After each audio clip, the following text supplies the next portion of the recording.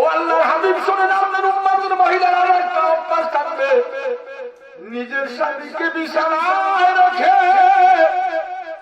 অপর স্বামীর সাথে যোগাযোগ সম্পর্ক করবে। বর্তমান প্রক্রিয়া এটা আছে না নাই বলেন? প্রক্রিয়ার কারণে নিজের স্বামীকে জব করছে। পেপার পত্রিকা পাইছেন না পান নাই?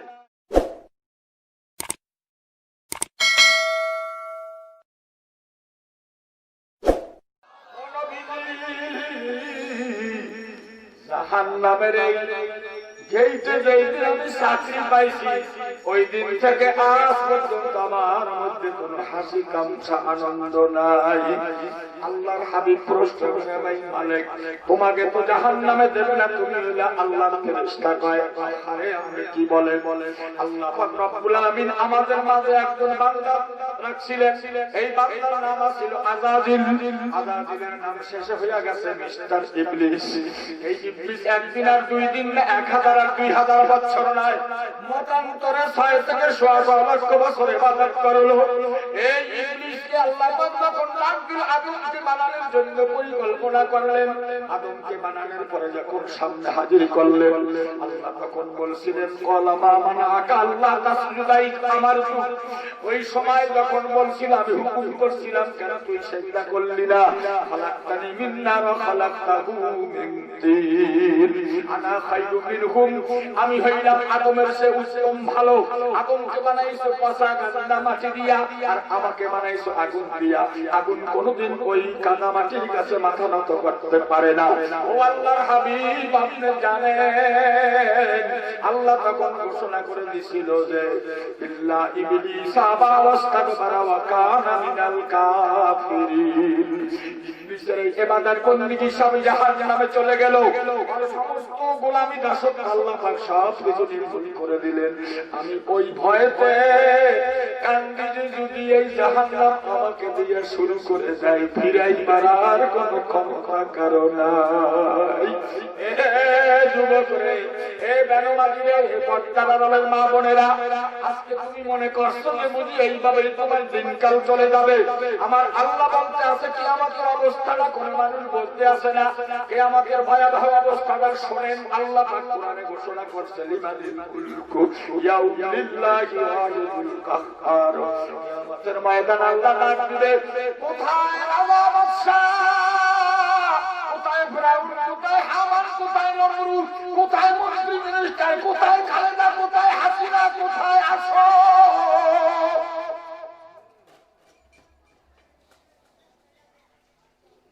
তুমি যে হুকুম করেছিলে তুমি ন্যায়ভাবে করছো না অন্যায়ভাবে করছো, হিসাব চাও। হিসাব চাওয়ার আগে এটা তো দাঁড়াইয়া দেখাইতে হবে, এখন তো দাঁড়াইতে পারি না। কারণের পরে পা এদিক সেদিক নড়াচড়া করার কোন শক্তি থাকবে না। আল্লাহু আকবার। কিসের মন্ত্রী, কিসের এমপি, কিসের মিনিস্টারগিরি, কিসের মুফতিগিরি, মুহাদ্দিসগিরি, কিসের বক্তাগিরি, এই ওয়াজে কোনো কাজ হবে না যদি হাকিকতে আমার মধ্যে আল্লাহ আল্লাহ রাসূলের মহব্বত ভয় না থাকে। বলেন ঠিক কিনা বলুন? আমার ওয়াজের মধ্যে আমার বিবির পর্দা জরুরি, আমার ওয়াজের মধ্যে আমার মেয়ের পর্দা জরুরি, আমার ওয়াজের মধ্যে আমার নিজের পর্দা জরুরি। আমার ওয়াজের মধ্যে ঘরে টিভি থাকতে পারবে না, আমার মোবাইলের মধ্যে গান বাজনা একটা ছোট এটার নাম কি মেমোরি, আমার এই মোবাইলে মেমোরি থাকতে পারবে না। মেমোরির জন্য আমার মোবাইলটা ফোন করার জন্য আমার মোবাইল, আমার ঘরের মধ্যে কোনো ছবি থাকতে পারবে না। আল্লাহর হাবিব বলে ওয়াকালান নবী সাল্লাল্লাহু আলাইহি ওয়াসাল্লাম লা তাদখুলুল মালাইকাতু বাইতান ফিহি কলবুন আও তাসাবির, রাওয়াহুল বুখারী মুসলিম। আল্লাহর হাবিব বলে তোমার ঘরের মধ্যে ছবি থাকবে না, তোমার ঘরের মধ্যে কুকুর থাকবে না, তোমার পরিবেশের মধ্যে মূর্তি থাকবে না। যদি থাকে ওখানে রহমতের ফেরেশতা থাকবে না।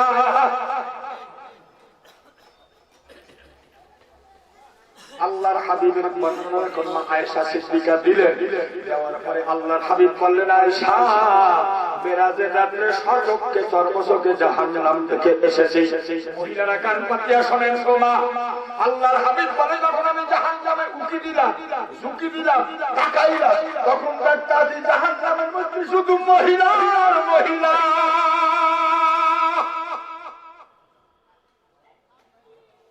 আমি জিজ্ঞেস জিজ্ঞেস করলাম ইয়া আখি জিবরাইল জাহান্নামে পুরুষের সংখ্যার চেয়ে মহিলার সংখ্যা বেশি কেন?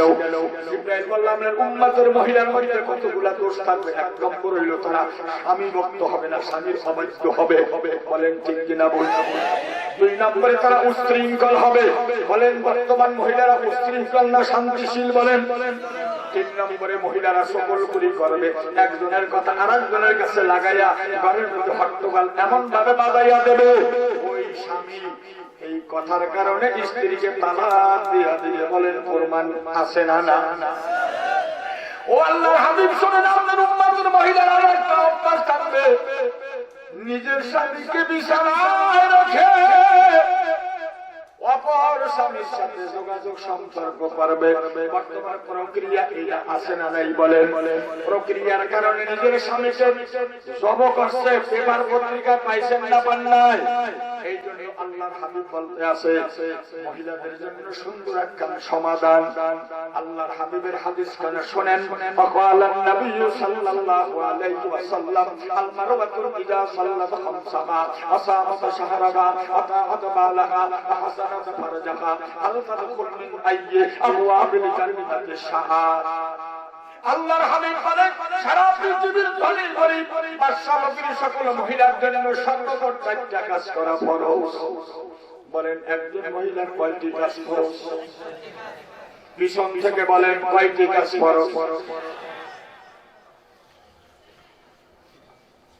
এবার শোনেন।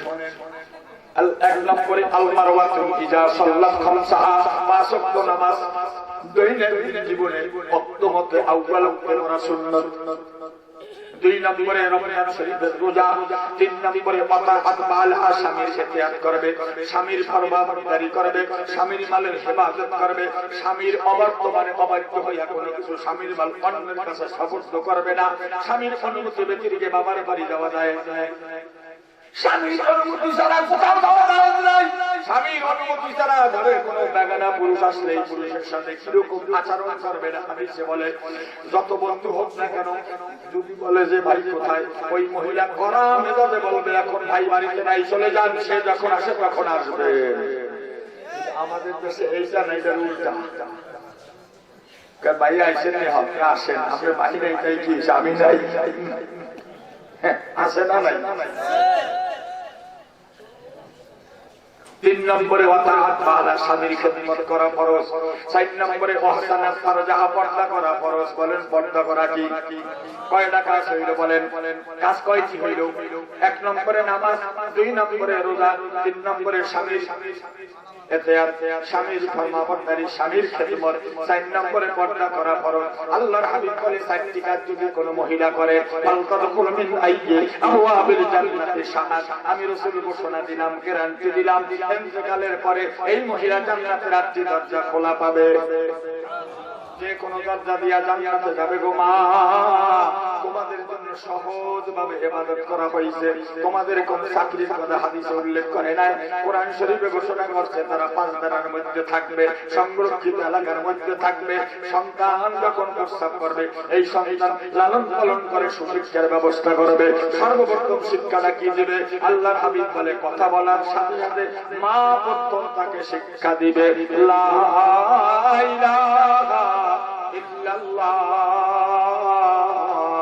মুহাম্মাদুর রাসূলুল্লাহ। এই কলেমা যখন শিক্ষা যাবে সাথে সাথে মা তাকে বলবে আউযু বিল্লাহি মিনাশ শাইতানির রাজীম, পড়েন বিসমিল্লাহির রহমানির রহিম। বাবা তুমি পড়ো। কোরআন পড়ার শুরু হইলো কায়দা। কোরআনের শুরু কি? কায়দা মানে আগে কায়দা শিখো, পরে কোরআন পড়ো। আলিফ বা তা সা পড়তে থাকো। আল্লাহর হাবিব বলে আলিফে 10, বাতে 10, এরপর কি? এই তিন হরফে 30 কি হয়ে গেল। আস্তে আস্তে পড়তে থাকো। যখন ছেলেটা মোটামুটি হাঁটিয়ে পাপা করে ওই মক্তবের হুজুরের কাছে নিয়ে সুপুর্দ করে দাও। ওই ছেলেটা যখন বিসমিল্লাহ বলে কোরআন শরীফ তেলাওয়াত শুরু করে দিবে। আমি হেদায়েতুল্লাহর কথা না, কোন মুফতি মুহাদ্দিসের কথা না, আল্লাহর হাবিব ঘোষণা করে এই বাচ্চা যখন তেলাওয়াত শুরু করে দিল, যারা জীবিত আছে তারা তো আছে, এদের মধ্যে যারা আত্মীয়স্বজন কবরে মৃত্যুবরণ করে চলে গিয়েছে সাথে সাথে তাদের কবর আযাব মাফ হয়ে যাবে। আপনাদের কাছে জিজ্ঞেস করি, এই শিক্ষার পাশাপাশি আর একটা শিক্ষা আছে না নাই? এটাকে বলে স্কুলের শিক্ষা, মানে ইংরেজি শিক্ষা, আরবি শিক্ষা, ইংরেজি শিক্ষা। আরবি শিক্ষায় দুইটা কাজ করে, ইংরেজি শিক্ষায় একটা কাজ করে। এখন বলেন একের অধিক ভালো না এক ভালো? দুইটা কাজ ভালো না? দুনিয়া তো শান্তি, আখেরাতে কামিয়াব। দুনিয়া তো শান্তি, আখেরাতে শান্তি। দুনিয়া তো শান্তি, আখেরাতে জান্নাত। এই শিক্ষাটার নাম হইল আরবি শিক্ষা, অরবি শিক্ষা। আর ইংরেজি শিক্ষা হইল জাগতিক শিক্ষা, শুধু দুনিয়াতে ফায়দা দিবে। যত কোটি টাকা কামাইতে পারেন কামাইতে থাকেন। বর্তমান বাংলাদেশে যদি আপনি কোনো মতে একটা ডাক্তার হয়েই যাইতে পারেন, আপনি চেম্বার করলেই নিম্ন 500 টাকা। যদি 50 জন রুগী হয়, কয় টাকা হয়েছে? 25,000। ডেলি 25,000 টাকার অভাব আছে। গুলশান বাড়ি করতে কয়দিন লাগবে? আসেন এইবার চলে যাই কোর্ট কাছারিতে। কোর্টে যাওয়ার পর দেখবেন যে যত কালা বোরখাওয়ালা উকিল সাথে আছে, একবার টাকার অভাব নেই। 5-7টা মামলা হাজিরা দিতে আছে, বাইর করিয়া দিতে আছে, টাকা গণতে আছে। আসেন আর উঠে যায় যে কলম লইয়া বৈশা রয়েছে, উকিল মুখ করে যার সাথে, হ্যাঁ ওই লোকটার নাম হাকিম, বিচারক। উনি যে কলম ঘুরাইতে আছে, এই কলমটার মধ্যে যে কাজটা আছে, এই কাজটা শিখতে পারতেন, আমরা স্বপ্নের মতো দেখতেন না কাম হয়ে গেছে। কথা ঠিক কিনা বল? আরো উপরে চলে যায়, হাইকোর্টে যখন যাবেন, জাস্টিস যারা এই সমস্ত মামলাগুলা তাহাকিক করে সঠিক বিচার করে, তাদের পিছনে গাড়ির পাশে যেমন তরকারি কাঁচা বাজার নয়, এরকম টাকা নিয়ে ফালাইয়া দিয়ে আসে আগামীকালকে রায়ের তারিখ। বলেন কথা সত্য না মিথ্যা? এইলে পয়সার অভাব আছে, বলা হয় এই শিক্ষায় তোমাকে দুনিয়াতে শান্তি দিব। কোরআন হাদিস শিক্ষায় দুনিয়ার শান্তি, আখিরাতে কামিয়াব বাদশা হইয়া যাবে। আমরা জিজ্ঞেস করি কোন শিক্ষাটা বেশি প্রয়োজন? আপনার হাত দেখান তো, কার কার ছেলে মাদ্রাসায় আছে বা পড়াইছেন? হাত দেখেছে ইনশাআল্লাহ, মাশাআল্লাহ। এখানে তো অনেক লোকে হাত উঠেছে। আল্লাহ যারা হাত উঠেছে, আলেমের পিতা, হাফেজের পিতা, আল্লাহ তুমি এদেরকে মেহেরবানি করে জান্নাতুল ফেরদাউস নসিব করো। আল্লাহ যারা এখানে হাত উঠাইতে পারে নাই, এদেরকে আল্লাহ নিজের ছেলে দিতে পারে নাই, ভুল হয়েছে বোঝে নাই, এখন নাতি পুতি ভাই বাইশটাকে যেন যায়, এরকম মনোভাব তাদের মধ্যে পয়দা করো। সকলে বলেন আমিন। কোরআন শিক্ষার উপরে কোন শিক্ষা আছে?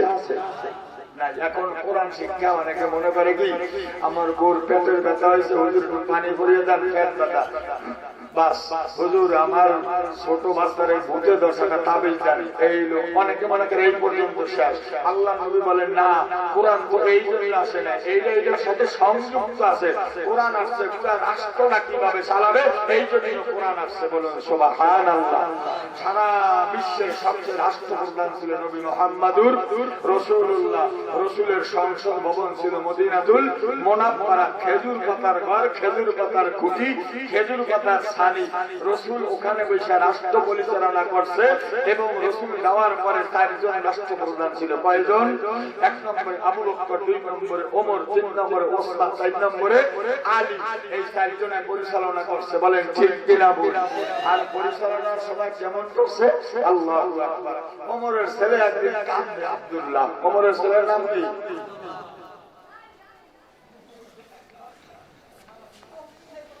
বাবা কান্দোস, কাবা আমার তো পরনে কাপড় নাই।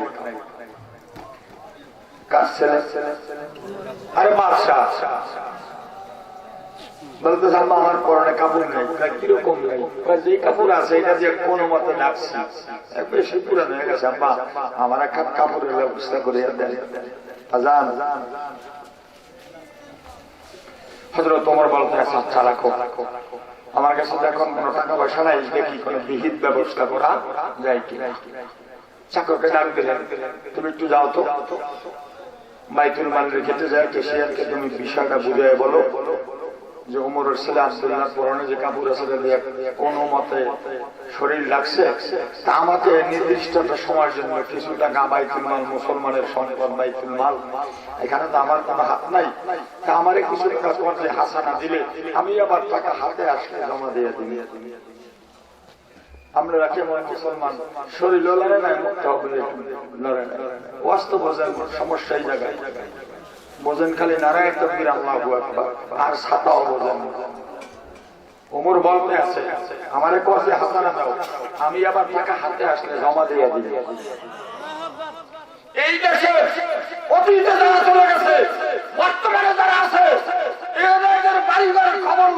সুযোগ লাগান তারা কোন কোটিপতির ছেলে ছিল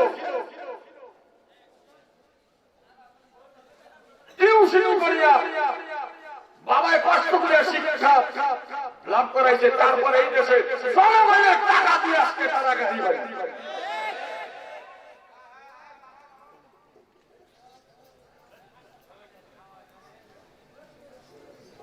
এদের প্রত্যেকের নামে সরকারবাদী মামলা হয়ে গেছে শুধু অপেক্ষা মৃত্যুর ফাইল জমা হয়ে যাইতেছে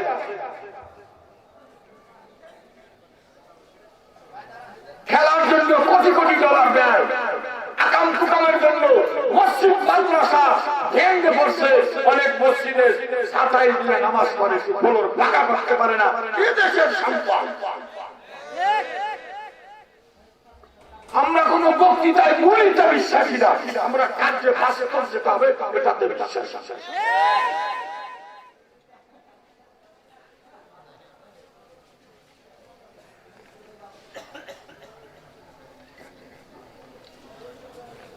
কেশিয়ার বলতে আছে ওমরকে বলেন চাবিটা তার হাতে তুলে দিলাম যা ইচ্ছা নিয়ে নেও কিন্তু দুইটা কথা বলবেন আমিরুল মুমিনিনকে কি যে মাল মুসলমানের সম্পদ সে নিবে নির্দিষ্ট সময় দিবে এর মাঝখানে আজরাইল আসার গ্যারান্টি আছে কিনা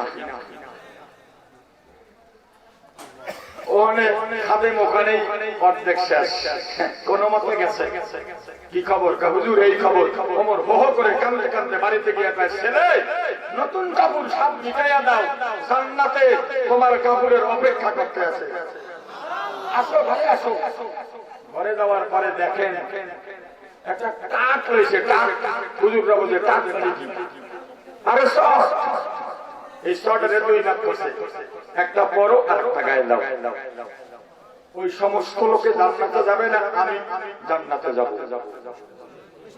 ওদের অনুসরণ যারা করবে তারাও জান্নাতে যাবে আমরা সাহাবীদের অনুসরণ করব আমরা কোন এই দেশের পাঁচটা গোলামের অনুসরণ করব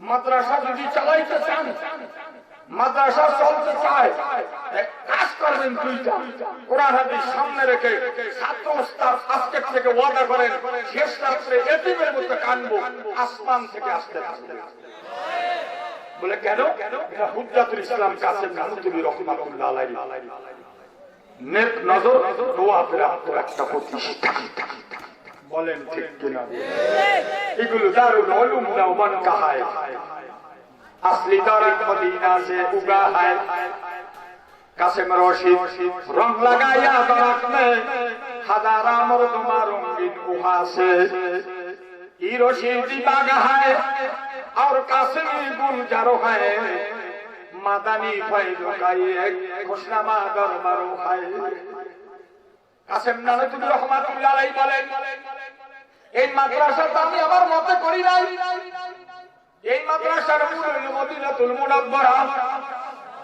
এই মাদ্রাসা আমি করি নাই এই মাদ্রাসা নবী মুহাম্মদুর রাসূলুল্লাহ সাল্লাল্লাহু আলাইহি ওয়াসাল্লাম ভিত্তি দিয়া গেছে গভীর রাত কাসেম নানুতুবি বলে আমি ঘুমের মধ্যে স্বপ্ন দেখতেছি আল্লাহ নবী একটা সুন্দর লাঠি হাতে নিয়ে আমার দরবারে হাজির আমাকে বলতেছে কাসেম উঠো আমি লাফাই ঘুমে স্বপ্ন দেখতে আসি রাসূল আয়েশা গেছে আমি স্বপ্ন দেখি দিনের মতো আমাকে রাসূল বলতেছে তুমি আমার সাথে আসো আমি নবীর সাথে পিছে পিছে যাইতেছি আপনাকে জিজ্ঞাসা করি ফরবত আমি আসলাম আমি কি আগে আসবো না মাওলানা নুরুল ইসলাম আগে হাঁটবে কথা বলছেন উনি এই ছাত্রী মাদ্রাসার এলাকার লোক উনি রাহাবারি করবেন আমি রাহাবারি করব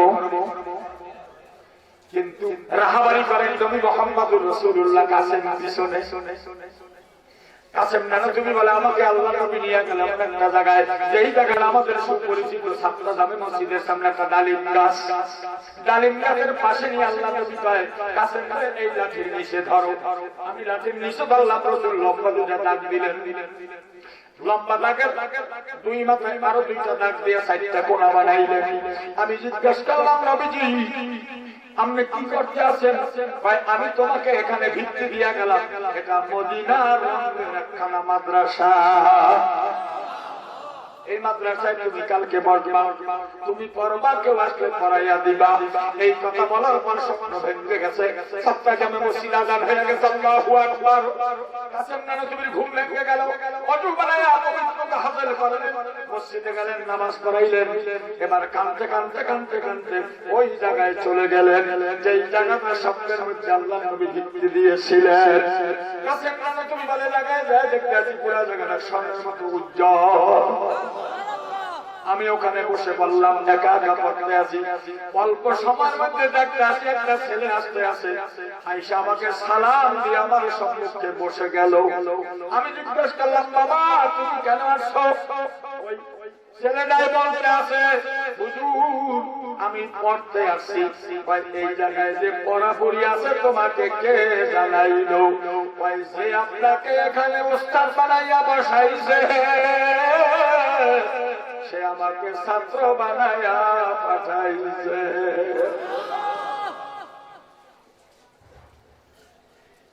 এগুলো দারুল উলুম দেওবন্দ কাহায়, এগুলো দারুল উলুম দেওবন্দ কাহায়, আসলি দৌলত মদিনা से उजा है। কাসেম রশিদ রং লাগায়া দরহক में हजारा मरो तुम्हारो मुहासे। ये रशीद विभाग है और कासिमी गुलजारो है, मादनी फैल हो गई खुशनामा दारो दारो है। ला इलाहा इल्लल्लाह, ला इलाहा इल्लल्लाह, ला इलाहा ইল্লাল্লাহ। সময়ের অভাবে কোরআন হাদিসের ব্যাখ্যা দিতে পারলাম না, এদিক সেদিক কিছু কথা বলে গেলাম। মাদ্রাসা নবীর ঘর, ছাত্রগুলা নবীর মেহমান, ওস্তাদরা আওলাদে রাসূল নবীর সন্তান।